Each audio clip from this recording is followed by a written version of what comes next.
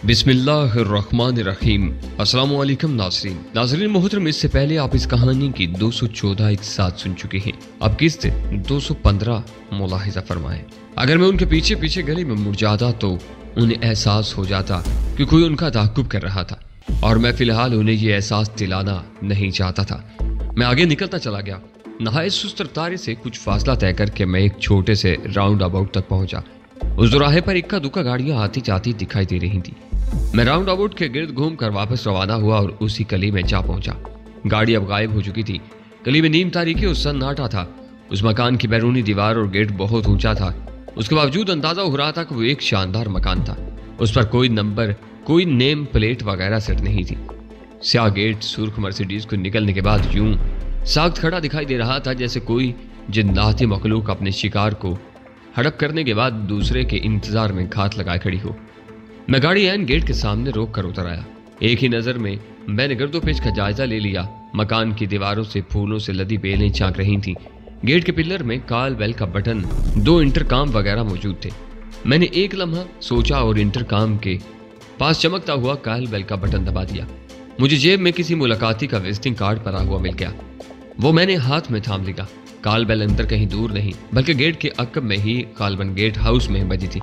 Click की आवाज के साथ इंटरकॉम ऑन हुआ। उसके स्पीकर पर सुर्ख बत्ती जली और किसी ने खुरदरे लहजे और बिगड़ी हुई उर्दू में पूछा, कौन है? यह सवाल भी गालबन गेट के पास ही से किया गया था। ब्रदर, जरा ये एड्रेस तो देखना, क्या इसी घर का है? मैंने इंटरकॉम के करीब मुंह ले जाकर नहायत मुलायमत और शाइस्तगी से कहा। मुझे अंदाजा हो गया था कि मेरी आवाज अंदर कहीं नहीं सुनी जा रही थी। उस घर के मकीनों ने मुलाकातियों से सवाल जवाब करने का दर्द-ए-सर नहीं पाला था। उनके बारे में गेट पर ही सारी तफ्तीश मुकम्मल हो जाती होगी और गैर जरूरी तौर पर आने वालों की छांटी यहीं हो जाती होगी। मकीनों के सुकून में जरा बराबर भी खलल नहीं पड़ता था। गेट की पिछानी पर नस्ब एक बड़ी सी लाइट ऑन हो गई। मैं और मेरी गाड़ी रोशनी में नहा गई। फिर गेट में एक चौकोर शगाफ नमूदार हुआ। सिर्फ इतना कि उसमें एक इंसान का चेहरा फिट आ सकता था। उस शगाफ में जो चेहरा नमूदार हुआ वो उन दोनों गार्ड में से एक का था जिन्हें मैंने एयरपोर्ट पर देखा था। मुझे यकीन था कि उन दोनों गार्ड्स ने मुझे एयरपोर्ट पर नहीं देखा था, क्योंकि वो नाक की सीध में देखते हुए मार्च करने के अंदाज में चल रहे थे। मैंने कार्ड जरा ऊंचा करते हुए कहा, यार मैं जरा ये एड्रेस तलाश कर रहा था। बहुत देर से ख्वार हो रहा हूँ। कोई बताने वाला भी नहीं है और कोई गेट भी नहीं खोल रहा। मुझे मालूम था वो बारीक हरूफ में अंग्रेजी में छपा हुआ कार्ड उस शगाफ में से झांक कर नहीं पढ़ सकता था। अव्वल तो मुझे अंग्रेजी पढ़ने का अहल ही दिखाई नहीं दे रहा था।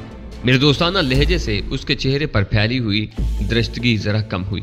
मैंने गाड़ी का दरवाजा भी खुला छोड़ दिया था ताकि अंदर से झांकने वाला कोई भी शख्स ये देख सके कि मैं तन्हा ही था। गाड़ी में कोई और नहीं था। गार्ड ने जब दोस्ताना और मुअज़्ज़बाना लहजे में बात करने वाले एक सूटेड बूटेड और तन्हा शख्स को देखा, पीछे उसकी बेशकीमत गाड़ी भी खड़ी देखी, तो अंदेशे उसके जहन से महव हो गए और उसने बगली गेट खोल दिया। मुझे यही उम्मीद थी। अगर मेरी ये कोशिश नाकाम हो जाती तो फिर मेरा इरादा था कि घूमकर बंगले के अक में जाऊंगा और चोरों की तरह दीवार फांदने की कोशिश करूंगा। उसमें जरा ज्यादा खतरा था। कुछ कहा नहीं जा सकता था कि इंसान दीवार पर चढ़े तो उस पर से गुजरती हुई खारदार तारों में करंट तोड़ रहा हो, या दीवार से कूदते ही इंसान की टांग जमीन पर टिकने के बजाय सीधी किसी खामोश तबा मगर आदमखोर किस्म के कुत्ते के जबड़े में चली जाए। आजकल हिफाजती इंतजामात के सिलसिले में लोगों के दरमियान कोई मुकाबला जारी था, मगर वारदातें थी कि बढ़ती ही जा रही थी। गार्ड ने बाहर झांका। उसका एक हाथ कंधे पर लटकी गन के दस्ते पर था। मैं कार्ड लिए उसके करीब चला गया। दूसरे ही लम्हे मेरा हाथ उसकी गर्दन पर था और मैंने उसे गेट से बाहर घसीट लिया। उसकी गर्दन मेरे हाथ के आहनी शिकंजे में थी। वो कोई आवाज न निकाल सका, लेकिन बहुत बुरी तरह तड़प कर उसने बैक वक्त कई काम करने की कोशिश की। उसने गर्दन भी छुड़ाने की कोशिश की। मुझे लात भी रसीद करना चाहिए और कंधे से गन भी उतारना चाहिए, लेकिन वो उनमें से किसी कोशिश में कामयाब ना हो सका। मैंने अपने आप को बचाते हुए कार्ड जेब में डालकर उसकी गर्दन छोड़े बगैर उसकी पेशानी पर बायां हाथ कुल्हाड़ी के फल की तरह रसीद किया। दूसरी लम्हे वो ढीला ढाला होकर मेरे हाथ में झूल गया। उस काम में मुश्किल चंद सेकंड लगे होंगे और उस दौरान उसकी हल्की सी खरखराहट के सिवा कोई आवाज पैदा नहीं हुई। मैं उसे दोनों हाथों से संभाल कर अपनी ढाल बनाकर बगली गेट से अंदर दाखिल हो गया। एक लम्हे में मैंने चारों तरफ का जायजा ले लिया। गेट हाउस, लॉन और ड्राइवे में रोशनी थी, लेकिन कहीं कोई नजर नहीं आ रहा था। गेट हाउस अच्छे भले कमरे के बराबर था। उसका दरवाजा और खिड़की खुली थी। मैंने गार्ड को जल्दी से कंक्रीट की रविश पर लिटा दिया और गेट अपने अक्कब में बंद कर दिया। क्लिक की आवाज के साथ वो मकफिल हो गया। गेट हाउस के अंदर से आवाज आई, कौन था? जमान चला गया क्या? आवाज से अंदाजा होता था कि कोई शख्स खाते खाते बोल रहा था। मैं दबे कदमों गेट हाउस के दरवाजे तक पहुंचा और दीवार से चिपक कर खड़ा हो गया। میں روشنی میں تھا اور مجھے اندیشہ تھا کہ کسی طرف سے کوئی ٹہلتا ہوا نہ آ نکلے۔ مجھے نہیں معلوم تھا کہ اس گھر میں کتنے افراد رہتے تھے۔ میں نے جس گارڈ کو گیٹ کے قریب لٹایا تھا اس کی گن کو ہاتھ نہیں لگایا تھا، وہ کلاشنکوف تھی، اور اس وقت میں بھاری گن اٹھانے سے بچنا چاہتا تھا۔ جب مجھے نہایت خاموشی اور پھرتی سے کچھ کرنا ہوتا تھا تو میں ایک ہاتھ سے نہایت آسانی سے استعمال ہونے والی کسی ہلکی پھلکی گن کو ترجیح دیتا تھا۔ اس لیے اس وقت میں نے اپنا مشین پسٹل نکال لیا تھا۔ میں نے محتاط انداز میں کمرے میں جھانکا، لیکن اس احتیاط کا کوئی فائدہ نہ ہوا۔ کمرے میں دروازے کے سامنے میز، کرسی اور اس پر ٹیلی فون، انٹرکام سیٹ وغیرہ تھے۔ اندر کی طرف لوہے کی چارپائی اور تپائی پڑی تھی۔ لوہے کی چارپائی پر دوسرا گارڈ بیٹھا تھا، اس کے سامنے تپائی پر بروسٹ اور کھانے پینے کی کچھ دوسری چیزیں سجی ہوئی تھی۔ قریب ہی فرش پر کچھ خالی ڈبے اور کاغذ وغیرہ پڑے ہوئے تھے۔ یہ دوسرا گارڈ بھی وہی تھا جسے میں نے لڑکی کے ساتھ ایئرپورٹ پر دیکھا تھا۔ شاید اہل خانہ کے ساتھ باہر آنے جانے کے علاوہ گھر پر بھی وہی ڈیوٹی دیتے تھے۔ گارڈ کھانا کھا رہا تھا، دوسرا گارڈ بھی غالباً کھانا کھاتے کھاتے ہی اٹھ کر باہر آیا تھا۔ ستم ظریفی یہ ہوئی کہ جس وقت میں نے اندر جھانکا، عین وقت پر گارڈ نے گردن موڑ کر دروازے کی طرف دیکھا۔ وہ یقیناً ساتھی کی واپسی کا منتظر تھا۔ وہ کھانا کھا رہا تھا مگر گن بدستور اس کے کندھے پر لٹکی ہوئی تھی۔ اس کا مطلب تھا وہ ڈیوٹی کے معاملے میں خاصے مستعد تھے، بے پرواہ نہیں تھے۔ گارڈ ہڑبڑا کر اٹھ کھڑا ہوا، اس کے گھٹنے ہلکی پھلکی میز سے ٹکرائے اور وہ الٹ گئی۔ اس کا ہاتھ فوراً گن کی طرف گیا۔ گن دکھا کر خبردار کرنے یا کوئی حکم دینے کی گنجائش نہیں تھی، اس لیے میں نے اسی لمحے اس پر چھلانگ لگا دی۔ میں اسے گولی بھی نہیں مارنا چاہتا تھا، ورنہ مجھے چھلانگ لگانے کی زحمت کرنے کی ضرورت نہیں تھی۔ وہ گن کندھے سے اتارنے سے پہلے ہی ڈھیر ہو گیا تھا۔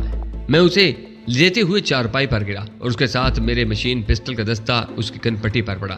وہ ایک ہلکی سی آواز کے ساتھ وہیں ساخت ہو گیا۔ اس کارروائی میں بھی ہلکی سی میز الٹنے کی آواز کے سوا کوئی خاص آواز پیدا نہیں ہوئی تھی۔ میں نے واپس پلٹ کر گیٹ ہاؤس کے دروازے سے باہر جھانکا۔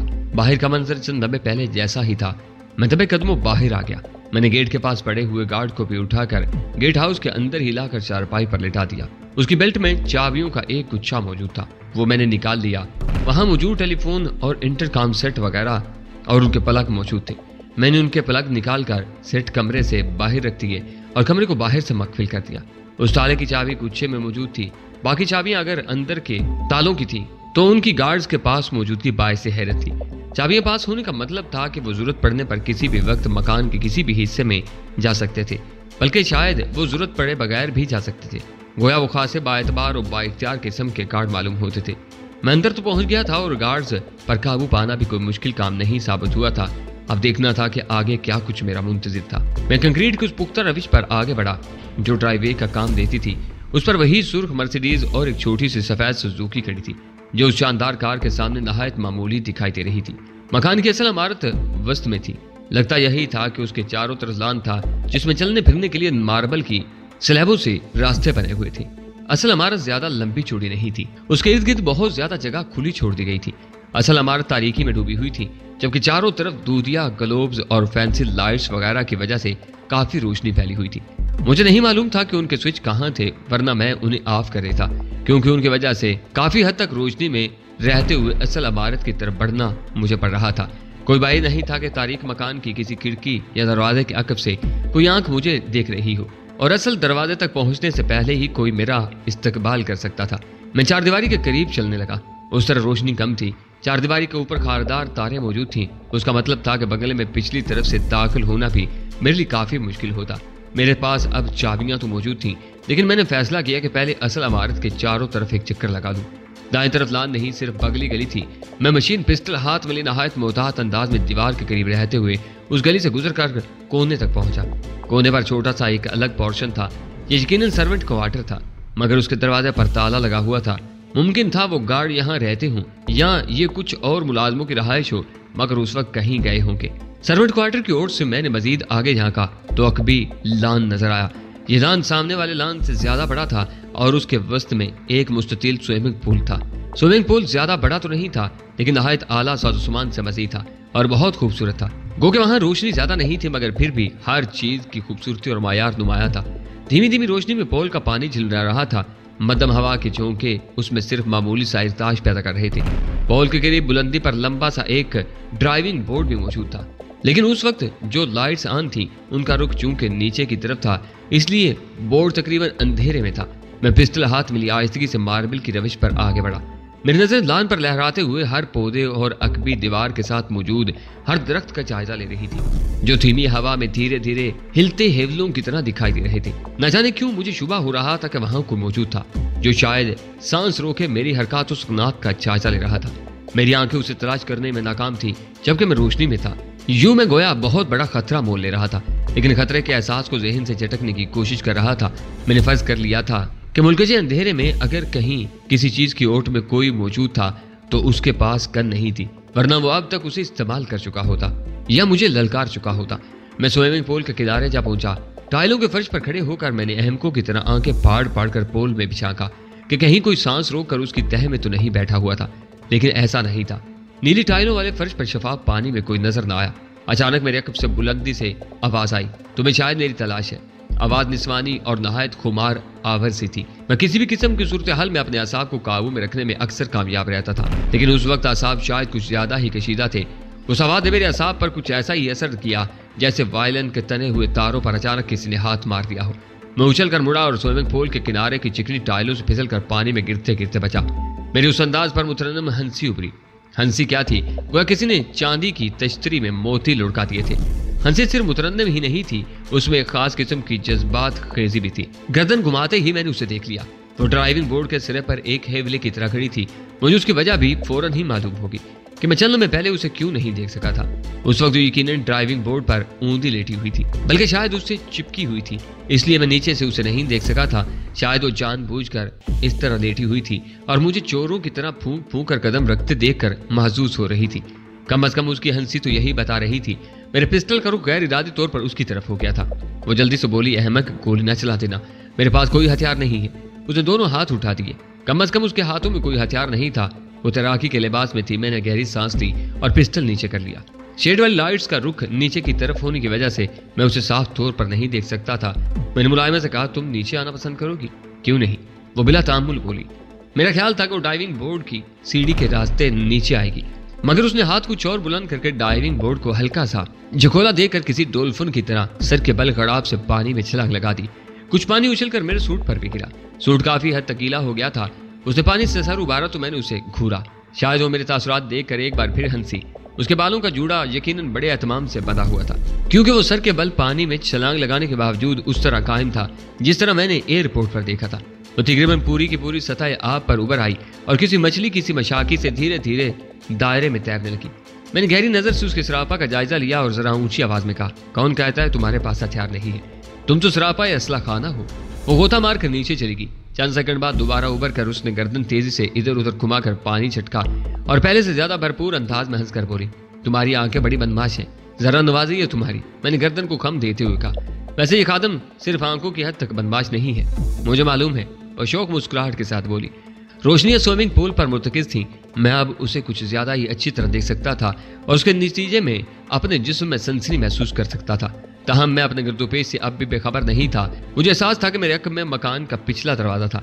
मुझे उसकी भी फिक्र थी कि कहीं कोई उस तरफ से बरामद ना हो जाए। ताहम मैंने बज़ाहिर उसकी तरफ मुतवज्जा रहते हुए पूछा, तुम्हें मेरे बारे में ये अहम बात किसने बताई है? कौन सी अहम बात? उसने पानी में धीरे धीरे मेरे करीब से गुजरती हुई आंखें फैलाई। यही कि तुम्हारा ये खादम सिर्फ आंखों की हद तक बदमाश नहीं। मैंने कहा, तुम्हारे ख्याल में ये अहम बात है? वो शरीर अंदाज में मुस्कुराई। यकीनन, मैंने संजीदगी से जवाब दिया, बल्कि मेरे ख्याल में तो ये मेरी जिंदगी का अहम राज था। हैरत है, तुमसे मुलाकात से पहले ही मेरा ये राज तुम तक कैसे पहुंच गया। वो एक बार फिर जिंदगी से भरपूर अंदाज में हंसी। मुझे तुम्हारे बारे में बहुत कुछ बताया गया है। ओह, ये तो बहुत बुरा हुआ। मैंने मायूसी से कहा, मैं खुद आकर बताता तो अच्छा होता। दूसरे लोग न जाने क्या क्या झूठ सच मिलाकर बता देते हैं। मैं तुम्हें अपने बारे में अच्छी अच्छी बातें और प्यारी प्यारी बातें बताता, तुम मुझसे मुतासर हो जाती, मुझ पर मेहरबान हो जाती और फिर रावी ऐश ही ऐश दिखता। मैं अब भी तुम पर मेहरबान हूँ। वो उल्टी तैरते हुए बोली। सचमुच? मैंने बचकाना खुशी से पूछा। अचानक वो पानी से निकल आई। किनारे पर ऐन मेरे सामने आन खड़ी हुई। वो एक सुरखत लड़की थी। वो पानी से निकली थी तो मुझे कुछ यूं लगा जैसे मैं उसके वजूद की तपश महसूस कर सकता था। शबनम में नहाया हुआ शोला थी। उसके बालों से पानी की लकीरें सेहतमंद सुर्खों सफेद जिस्म पर फैल रही थी। पानी के कतरे शबनम की तरह उसकी लंबी लंबी पलकों पर भी अटके हुए थे, मगर आंखें वो झपक नहीं रही थी। अब वो बिल्कुल संजीदा नजर आ रही थी। वो बोली तो उसकी आवाज सरगोशी से ज्यादा बुलंद नहीं थी। तुम मेरी बात को मजाक समझ रहे हो? हरगिज नहीं, मैंने जल्दी से कहा। हरगिज नहीं, मैंने जल्दी से कहा। मुझे तो सिर्फ ये था कि कहीं तुम किसी और के धोखे में तो मुझसे मुखातिब नहीं। क्या तुम्हें मेरा नाम मालूम है? मिस्टर अफजल। उसके गुलाबी होंठों पर तंजिया मुस्कुराहट उभरी। तुम अभी नाम ही में उलझे हुए हो। मुझे तुम्हारी आदत और पसंद नापसंद के बारे में भी बताया गया है। किसने बताया है और क्यों? मैंने सादगी से पूछा। मुझे तुमको बहुत कुछ बताना है और तुम्हें मुझसे बहुत से सवालात करने पड़ेंगे, लेकिन क्या यह सब कुछ यहीं खड़े खड़े होगा? उसे खनकाबा में झुरझुरी से ली और गोया हरारत भरी पनाह की तलाश में आगे बढ़कर मुझसे जुड़कर खड़ी हो गई। मेरी सांस सीने में अटकने लगी। उसने मेरा खाली हाथ अपने हाथ में थाम लिया, उसका दूसरा हाथ मेरे मशीन पिस्टल पर आन टिका। मैंने पिस्टल के दस्ते पर गिरफ्त ढीली कर ली। मैं देखना चाहता था कि वो क्या करती है।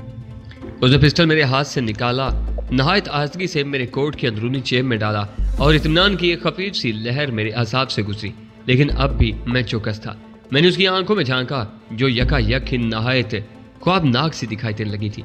उसकी बाहों का हल्का मेरे गिर्द तंग हो चुका था और होंठ धीरे धीरे थरथरा रहे थे। आओ अंदर चलते हैं। उसी तरह मुझे मकान के दरवाजे की तरफ धकेलते हुए बोली, मुझे अंदर ले जाकर किसके हाथों मरवाना चाहती हो? मैंने मुलायमत से पूछा। गधे, मैं तुम्हें मरवाने के लिए नहीं, तुम्हारी जिंदगी का सामान करने के लिए तुम्हें अंदर ले जा रही हूँ। वो जरा खफगी से बोली, लेकिन आवाज अब भी बोझल थी। अंदर कौन है? मैंने अब भी अपनी जगह से हिले पकाए पूछा। अंदर कोई होता तो मैं तुम्हारे इतने करीब आने का तसव्वुर भी नहीं कर सकती थी। वो मेरे कोट के कॉलर पर धीरे धीरे रुखसार रगड़ते हुए बदस्तूर सरगोशी में बोली, अलबत्ता गार्ड के बारे में मुझे बता दो। तुमने उनके साथ क्या किया? उन्हें मार दिया है? उसने कुछ यूं पूछा जैसे उसे गार्ड्स के मरने की कतन कोई परवाह नहीं थी, बल्कि उसके नजदीक शायद ये कुछ बेहतर ही होता कि वो मर जाते। नहीं, मैं शद मजबूरी के बगैर किसी को नहीं मारता। अगर बेहोश करने से ही काम चल जाए और बेहोश करने का मौका भी मिल जाए तो फिर उसी से गुजारा करना होता है। वो दोनों गेट हाउस में बंद हैं और बेहोश हैं। मैंने बताया, जल्दी होश में तो नहीं आ जाएंगे? 1.5-2 घंटे से पहले तो होश में नहीं आते। चलो इतना भी काफी है। वैसे अगर सारी रात होश में ना आते तो अच्छा होता। सारी रात हमारी अपनी होती। मुझे तुमसे ढेर सारी बातें करनी है। वैसे भी एक अरसे बाद किसी हैंडसम और नफीस आदमी की कुर्बत नसीब हुई है। एक अरसे से मैं बदसूरती और गलाजत के स्विमिंग पूल में हाथ पांव मार रही हूँ। वो मुझे लिए आगे बढ़ी और अकबी दरवाजा खोलकर अंदर जा पहुंची। रास्ते में उसने एक हाथ बढ़ा कर कहीं कहीं लाइट ऑन की और मुझे मेरी नामालूम हिस्स ने बता दिया कि मकान वाकई खाली है। अंदर कोई और नहीं था। दर दीवार एक अजीब से सुकूत में डूबे गोया तजस्सुस से हमारी तरफ देख रहे थे। मकान काफी बड़ा पुरतईश और शानदार था। उसकी हर चीज आला और बेश कीमत थी। वो जिस कमरे में जाकर रुकी वो नहायत खूबसूरत बेडरूम था। उसकी आराइश अफसानवी किस्म की थी। उसने दरवाजा बंद करके मकफिल कर दिया और घूम कर खामोशी से मेरी तरफ देखने लगी। तुम इस घर में तनहा रहती हो? मैंने पूछा। तनहा ही समझो, वो मुबहम लहजे में बोली। मेरे अलावा यहाँ 2 मुलाजमाएं होती हैं, लेकिन इन दिनों वो दोनों अपने गाँव गई हुई हैं। उनके अलावा वो 2 गार्ड्स होते हैं जिनसे निपट कर तुम यहाँ तक पहुँच सके हो। मैं इधर उधर का जायजा ले रहा था। शायद लाशौरी तौर पर मुझे अब भी अंदेशा था कि कहीं कोई छुपा हुआ तो नहीं था। वो एक लम्हे के तवक्कुफ से बोली, तुम्हें पसंद आया मेरा कैद खाना? कैद खाना? मैंने दोहराया। हाँ। वो मेरा हाथ पकड़कर अजीम शान डबल बेड की तरफ ले जाते हुए बोली, मैं सोचती हूँ वो पुरानी कहानियां जो 50 साल तक बड़ी बूढ़ियां नन्हे बच्चों को बहलाने के लिए सुनाती रही हैं। उन्होंने यकीनन कि सच की कोख से जन्म लिया होगा और वह हर दौर में दोहराई जाती रही हैं। अगर तुम अपने गिरदोपेश पर नजर डालो और बाज दूर दराज गोशों तक तुम्हारी रसाई हो सके तो तुम देखोगे कि चिड़िया चिड़े की कहानी, देव और शहजादी की कहानी और दूसरे बेशुमार कहानियां कहीं न कहीं दोहराई जा रही होंगी। तुम किस कहानी का किरदार हो? मैंने पूछा। तुम कोट और टाई उतार कर इत्मीनान से मेरे पास बैठ जाओ। वो खुद मेरा कोट उतारते हुए बोली, मैं तुम्हें बताती हूँ। मैं अपने आप को शहजादी तो नहीं कह सकती। मैं तो बहुत मामूली और बहुत वाहियात सी लड़की हूँ। अपनी जिंदगी को मजीद वाहियात तर बनाने में कुछ मेरा अपना भी हाथ है, लेकिन बहरहाल मैं उस शहजादी की तरह हूँ जिसे एक देव ने किसी महल में कैद कर रखा था। जहाँ वो सोती रहती थी, जब देव आता था उसे जगा लेता था। मैं भी एक देव की कैद में हूँ। वो दोनों मुसल्ला गार्ड्स में निगरानी पर मामूर हैं। उन्हें साथ दिए बगैर मैं कहीं नहीं जा सकती। उन्हें मुतल्ला किए बगैर कोई काम नहीं कर सकती। तो मुझे इस खुश फहमी में मुबतला होने का मौका दे रही हो कि मैं वो शहजादा हूँ जो आकर उस शहजादी को कैद से निजात दिलाता है। मैंने मुस्कुराते हुए कहा, नहीं, तुम्हें इस खुश फहमी में मुबतला होने की हरगिज़ जरूरत नहीं। वो इत्मीनान से बोली, मैंने कब कहा कि मैं इस कैद से आज़ाद होना चाहती हूँ? ये कैद मैंने खुद अपने लिए मुंतखब की है। गो कि अब मुझे बहुत गिरां गुजरती है, लेकिन फिर भी मुझे इससे फरार होने के लिए किसी शहजादे की मदद नहीं चाहिए। मैं भी कुछ और अरसा इस कैद में गुजारना चाहती हूँ। फिर मुझे किसी शहजादे की मदद के बगैर खुद ब खुद ही इस कैद से रिहाई मिल जाएगी। मैं नहायत सब्र, सुकून और तहम्मुल से इस वक्त का इंतजार कर रही हूँ। क्या नाम है उस देव का जिसने तुम्हें कैद कर रखा है? मैंने बज़ाहिर सरसरी से लहजे में पूछा, लेकिन मेरी धड़कनें तजस्सुस के बाहिस तेज हो गई थी। और मेरा चेहरा दोनों हाथों के हल्के में लेते हुए मखमूर से अंदाज में मुस्कुराते हुए बोली, एक ही सांस में सब कुछ पूछ लोगे क्या? पहले ये बताओ तुम क्या पीना पसंद करोगे? مجھے اچانک احساس ہوا کہ آداب میزبانی بھی کوئی چیز ہے۔ وہ بڑی صفائی سے میرے سوال کا جواب گول کر گئی۔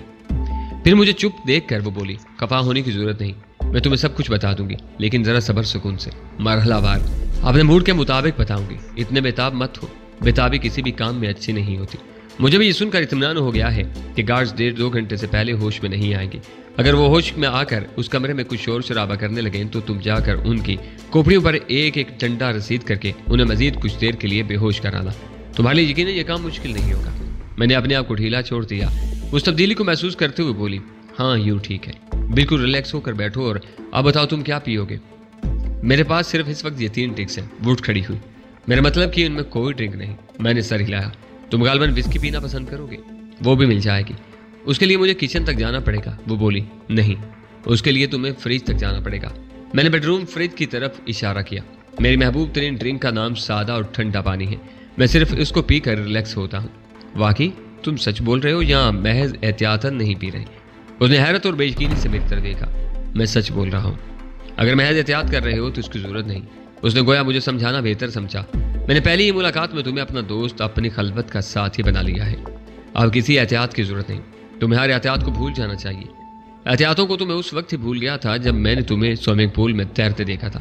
میں پانی احتیاطاً نہیں مانگ رہا، مجھے تو پانی کا نشہ ہے۔ اس وقت میرا نشہ ٹوٹ رہا ہے۔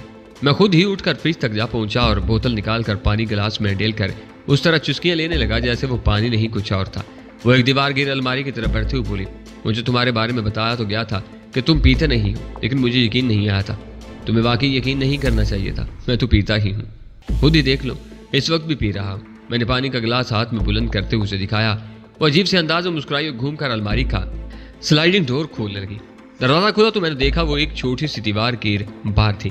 اپنے لیے ڈرنک تیار کر کے وہ واپس بیڈ پر آ بیٹھی۔ میں پہلے ہی بیٹھ چکا تھا۔ وہ سوئمنگ کے گیلے لباس کی جگہ اپنے شب خوابی کے لبادے میں تھی، جو سوئمنگ کے لباس زیادہ حشر خیز تھا۔ پینے سے پہلے ہی اس کی آنکھوں میں خمار تھا۔ چند چسکیاں لے کر گویا یہ خمار اور بڑھ گیا۔ وہ اپنی خوبصورت آنکھوں میں گلابی ڈورے لیے میری طرف ایک ٹک دیکھتے ہوئے دھیمی آواز میں بولی، تو مجھے کس حد تک جانتے ہو؟ خطرناک حد تک، میں نے جواب دیا، لیکن ویسے مجھے تمہارا نام بھی معلوم نہیں۔ یہ کیا بات ہوئی؟ اس کی ہموار پیشانی پر شکنیں اوپر آئیں۔ عجیب بات یہ تھی کہ میں نے اس کی جو ہوش ربا فلم دیکھی تھی اس میں وہ کوئی اونچے درجے کی لڑکی ہرگز دکھائی نہیں دے رہی تھی۔ فلم میں جو کچھ وہ کر رہی تھی اس کی شخصیت بھی اس سے میل کھا رہی تھی، یعنی اس کی ہر حرکت سے سستا پن اور طوائفیت عیاں تھی۔ لیکن اب جب کہ میں اسے اپنے سامنے دیکھ رہا تھا تو ایک قطعی مختلف چیز تھی۔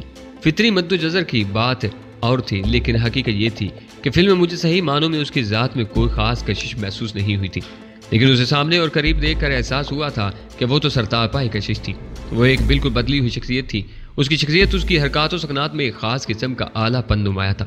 میں نہیں کہہ سکتا تھا کہ اس فلم اور اس کے موجودہ شخصیت کے درمیان کتنا فاصلہ حائل تھا جس میں یہ انقلاب رونما ہوا تھا، ورنہ بعض لوگوں کے ساتھ تو یہ ہوتا ہے کہ وہ معمولی اور بےکش شخصیت کے مالک ہوتے ہیں مگر فلم وغیرہ میں نکھر کر سامنے آتے ہیں۔ میں اس کی طرف دیکھتے ہوئے اسی فرق کے تجزیے میں کھویا ہوا تھا جب اس نے سرگوشی میں اپنا سوال دہرایا، تم نے بتایا نہیں، یہ کیا بات ہوئی کہ تم مجھے خطرناک حد تک جانتے ہو اور تمہیں میرا نام بھی معلوم نہیں؟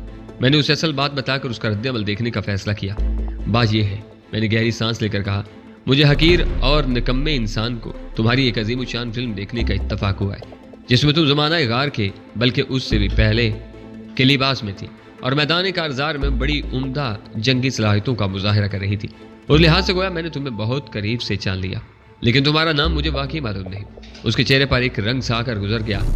ایک طویل لمحے تک وہ ایک ٹھک میری طرف دیکھتی رہی، پھر گلاس سے چسکی لینے کی بجائے ایک بڑا سا گھونٹ بھر کر گہری سانس لے کر بولی، بہت خوب، تو تم نے وہ فلم دیکھی ہوئی ہے جبکہ تم سینما کلب کے ممبر بھی نہیں ہو۔ ہاں، مجھے یہ اعزاز حاصل نہیں ہے، میں نے تسلیم کیا۔ اس کی صورت میں صرف ایک لمحے کے لیے کوئی تغیر سا آ کر گزر گیا تھا۔ دوسرے لمحے وہ پہلے کی طرح حشاش بشاش شگفتہ اور قدرے مخمور دکھائی دینے لگی تھی۔ مجھے جان کر تھوڑی سی حیرت ہوئی تھی کہ اسے یہ بھی معلوم تھا کہ میں سینما کلب کا ممبر نہیں ہوں۔ تمہیں میرے بارے میں اور کیا کیا بتایا گیا ہے؟ میں نے پوچھا۔ اتنا زیادہ نہیں کہ تم پریشان ہونے لگو، وہ مسکراتے ہوئے بولی، بہت کچھ شاید مجھے خود بھی معلوم کرنا پڑے گا۔ یہ کہہ کر اس نے گلاس سائڈ ٹیبل پر رکھ دیا اور باہیں میرے گلے میں حمائل کر دی۔ گفتگو میں ایک طویل وقفہ آ گیا۔ آخرکار ہم دونوں دوبارہ حیوان سے انسان کی جون میں آئے تو اس نے اٹھ کر ڈریسنگ ٹیبل کے سامنے کھڑے ہو کر بال سمیٹے اور اپنے لیے ایک اور ڈرنک تیار کی۔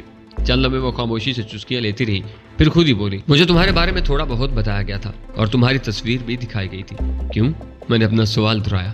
چھوٹی سی ایک مہم میرے ذمے لگائی گئی تھی، मुझे तुम्हारे करीब होना था, तुम्हें घेर घार कर एक खास जगह पर ले जाना था, फिर यही कुछ होना था जो अब हुआ है। फर्क सिर्फ ये होता कि खुफिया कैमरों से उसकी फिल्म तैयार हो जाती और तुम्हें पता भी न चलता। वो नाक की सीध में देखते हुए ठहर ठहर कर बोली। मैं उछल कर उठ बैठा। उसने कतई ताज्जुब से मेरी तरफ देखा। मैंने बेड से उतरते हुए कहा, इस वक्त शायद इस मंसूबे पर अमल दरामद हो रहा था। मैंने तेजी से छत और दर दीवार का जायजा लिया। छत में फानूस आवेजा थे और फैंसी लाइट्स नस्ब थी। दीवारों और साइड टेबल्स पर भी कई ऐसी चीजें मौजूद थी जिनमें खुफिया कैमरों के लेंस फिट हो सकते थे। मैं बुखलाए हुए अंदाज में एक एक चीज को चेक करने लगा। मेरी ये तस्वुर ही बड़ा तकलीफ दे था कि कहीं कुछ लोग बैठकर मेरी इस किस्म की फिल्म देखें। वो मखमूर हंसी के साथ बोली, बदहवास बंदर की तरह इधर उधर भागना बंद करो और वापस यहाँ मेरे पास आकर इत्मीनान से बैठ जाओ। यहाँ किसी चीज में कोई खुफिया कैमरा पोशीदा नहीं है। इस वक्त तुम्हारी कोई ब्लैक फिल्म तैयार नहीं हो रही। ये काम जब होना था तब भी यहाँ नहीं होना था, कहीं और होना था।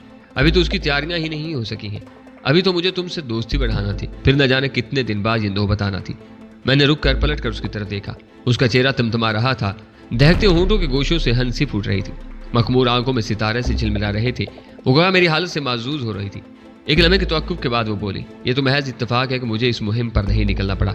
इससे पहले ही तुम मुझे नजर आ गए और बजाय इसके कि मैं तुम्हें अपनी तरफ मुतवज्जा करने की कोशिश या कोई तदबीर करती, तुम खुद ही मेरे पीछे पीछे चले आए। मैं आहिस्तगी से चलता हुआ वापस उसके करीब आ बैठा। वो मेरे कंधे पर ठोड़ी टिकाते हुए बोली, मैं तुम्हें यह बताना तो भूल ही गई कि जब मुझे तुम्हारी तस्वीर दिखाई गई थी तो मुझे तस्वीर में ही तुम अच्छे लगे थे। फिर एयरपोर्ट पर तुम्हें असल में देखा तो तस्वीर से भी बहुत अच्छे लगे। मैंने उस वक्त ही दिल में सोच लिया था, मुहिम गई जहन्नम में, मेरी तुमसे निजी दोस्ती जरूरी होगी। उसने एक गहरी सांस ली, फिर हल्का सा घूंट भर कर बोली, चुनाचे ये मेरी तुमसे खालिस्तन एक निजी मुलाकात है। मेरी मोहब्बत और पसंदीदगी के इजहार का एक अंदाज है। यहाँ किसी किस्म की ब्लैकमेलिंग की तैयारियां नहीं हो रही हैं।